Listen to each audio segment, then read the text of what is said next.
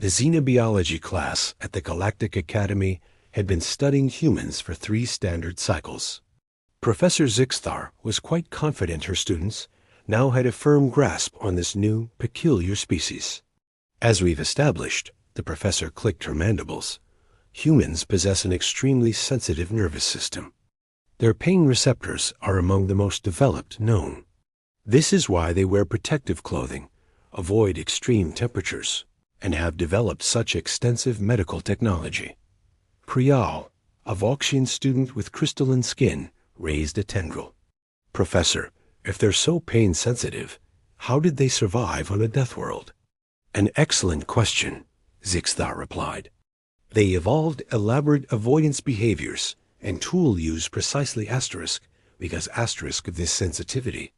Unlike species that can regenerate limbs or feel no pain, humans must be extremely careful. Just then, the door slid open and Marcus Chun, the human exchange student, walked in. He was late, which wasn't unusual, but today something was different. His forearm was wrapped in a transparent medical sleeve, revealing fresh, intricate patterns marked onto his skin. "Apologies, Professor," Marcus said, sliding into his seat. The tattoo appointment ran a bit longer than I expected. The classroom fell silent.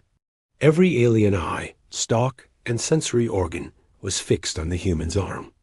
Professor Zixthar's color shifted to a shade of confusion beige. "Marcus, did you say tattoo?" "Yeah," he said, carefully adjusting the sleeve. "Been planning this piece for months. Finally got it done today." Creel went rigid with shock. You deliberately inflicted pain on yourself? For decoration?" Marcus just blinked. "I mean, yeah. It's pretty common where I'm from. This one took about 4 hours." 4 hours? A glimmering student shrieked from the back, their bioluminescence flashing in distress. But Professor Zixthar said humans avoid pain. The professor's mandibles clicked frantically as she consulted her datapad. "Marcus, my research clearly indicates that human pain sensitivity would make such procedures unbearable. How did you tolerate this?" Marcus shrugged. "It hurt, sure, but it's not that bad. Like a really aggressive cat scratch that just doesn't stop. You kind of get used to it after a while." "Get used to it?"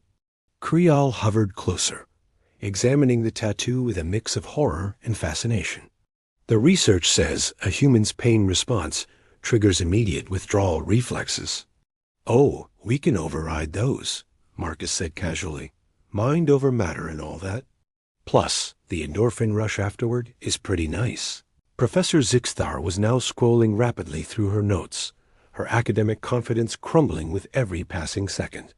But the medical literature." "Actually, Professor, that reminds me," Marcus interrupted, pulling out his own datapad. "I wanted to ask about next week's field trip to the volcanic research station. The permission slip says the ambient temperature will be 45 degrees Celsius. Is that a problem?" A collective gasp rippled through the room.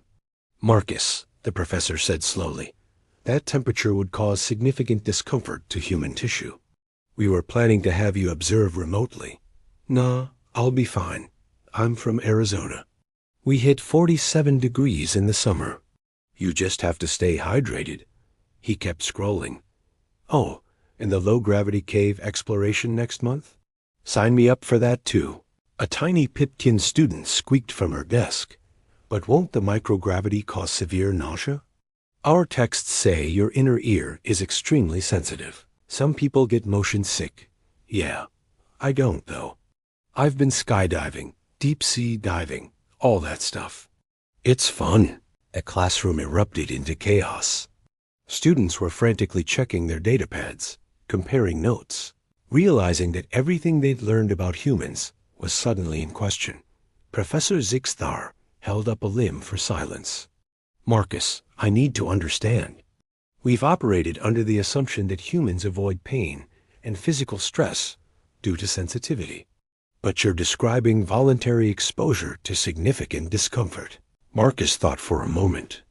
"I think maybe there's been a translation issue. Yeah, we feel pain really, really well. That's kind of the point. We evolved that way so we'd know when we're in real danger. But feeling pain doesn't mean we can't handle it. He gestured to his arm. Humans have done painful stuff to ourselves for thousands of years. Tattoos, piercings, intense athletic training, childbirth, ritual fasting, extreme sports. My grandmother once walked 3 miles on a broken ankle because she didn't want to miss my birthday party. That's horrifying, whispered Creel. That's determination, Marcus corrected. See, I think you guys missed something important. Humans don't avoid pain because we're weak. We understand it. We respect it. But we don't let it control us. He pulled up an image on his datapad, a human climbing a sheer rock face, fingers bloody but gripping tight. We run marathons until our legs scream. We train through injuries. We've walked on broken bones and survived in conditions that should have killed us. And yeah, we feel every single bit of it. Marcus met the professor's shocked gaze. But here's the thing about humans. We decide what we can endure. Not our nerves, not our reflexes. Us. It's our choice. The classroom was utterly silent. Finally, the small Pipkin student spoke again, her voice trembling. Your datapad. Is that image from Mount Everest? Yeah, why? Where hundreds of humans have died, yet hundreds more still try to climb. Where oxygen is scarce, temperatures reach -40 degrees, and the pain of frostbite is inevitable. Marcus simply nodded. It's there. So humans climb it. Professor Zixthar slowly sat down, her entire worldview reorganizing itself. I need to revise my entire curriculum. If it helps, Marcus offered, you weren't totally wrong. We do avoid unnecessary pain. We just have a very different definition of unnecessary than you thought. As the bell chimed, students filed out in a stunned silence, casting awed and terrified glances at the human with his decorated arm. Creel paused at the door. Marcus? That tattoo ... what does it mean? Marcus smiled, revealing the full design, a phoenix rising from flames, surrounded by words in an old script. It says, what doesn't kill me makes me stronger. It's an old human saying. Creel's crystalline surface flickered with a new understanding and a hint of fear. You're